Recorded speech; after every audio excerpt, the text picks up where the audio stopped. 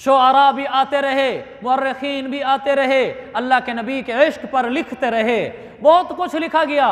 लेकिन एक शायर ने बड़े सादा अशार में अल्लाह के नबी के इश्क में डूब कर वो सादे अशार लिख दिए, जिसने बड़े बड़े कलमदारों को, कलमदानों को, तहरीर दानों को, नुक्ता दानों को, शुआरा को, फुसहा को पीछे छोड़ दिया।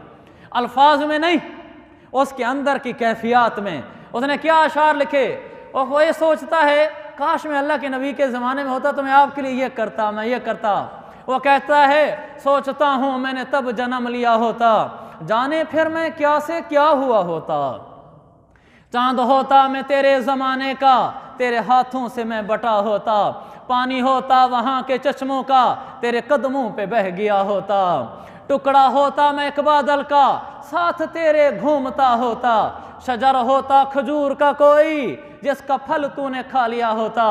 आगे कहता है तेरे हुजरे के आस पास कहीं, तेरे हुजरे के आस पास कहीं मैं कोई कच्चा सा रास्ता होता।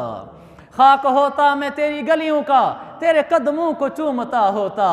कतरा होता मैं तेरे आंसू का, गम उम्मत में बह गया होता। फिर कहता है एक शेर, जिस शेर को समझने के लिए पहले थोड़ा सा पीछे जाते हैं। हज्जतुल वदा में अल्लाह के नबी ने जब हज किया, हाजी ने कुर्बानी करनी होती है, आपने 60 ऊँट कुर्बान किए, 100 ऊँट आपने कुर्बान किए। 63 अपने दस्ते मुबारक से खुद ज़िबा किए और 37 के लिए हज़रत अली को मुकर्रर फरमाया तुम कर दो। वो जो 63 ऊँट आपने ज़िबा किए हैं उनका थोड़ा सा आप मंजर देखें। वो होता यूँ था कि अल्लाह के नबी एक जगह खड़े हैं, ऊँट को नहर किया जाता है, ज़िबा नहीं किया जाता। यानी ऊँट को यहाँ गर्दन में छुरा घोंपा जाता है, जिससे वो तड़प के नीचे गिरता है और उसी को ज़िबा करना शुमार करते हैं।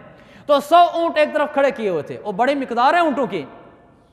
तो कुछ सहाबा वहाँ मुतय्यन थे 100 ऊँटों के पास, और एक जगह आगे और बना ली थी, उसके आगे अल्लाह के नबी को खड़ा किया हुआ था।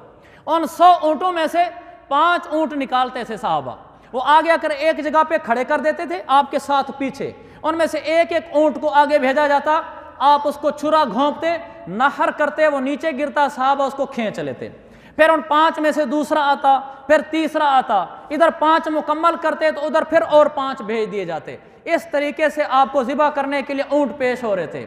अजब बात ये है, वो जो 5 ऊँट खड़े होते थे, होना तो ये चाहिए था कि उन 5 ऊँटों पर ज़्यादा आदमी मुतय्यन किए जाएं कि ये ऊँट ऐन मौके पर भाग ना जाए।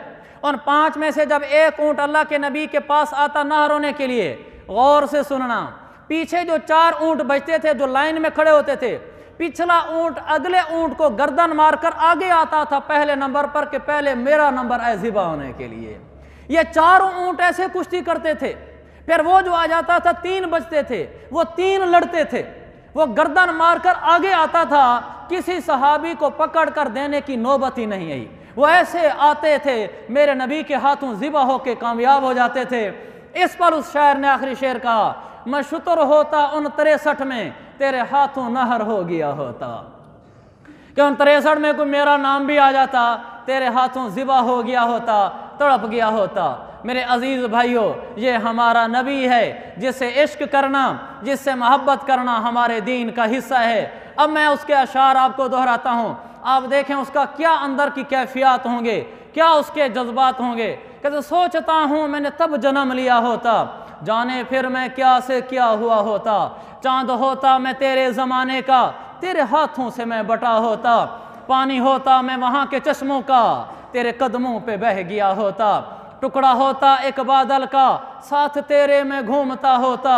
शजर होता खजूर का कोई, जिसका फल तूने खा लिया होता। तेरे हुजरे के आस पास कहीं मैं कोई कच्चा सा रास्ता होता। खाक होता मैं तेरी गलियों का, तेरे कदमों को चूमता होता। कतरा होता मैं तेरे आंसू का, गम उम्मत में बह गया होता। शुतर होता उन 63 में, तेरे हाथों नहर हो गया होता। व आखिर दावाना अनिल हम्दुलिल्लाहि रब्बिल आलमीन।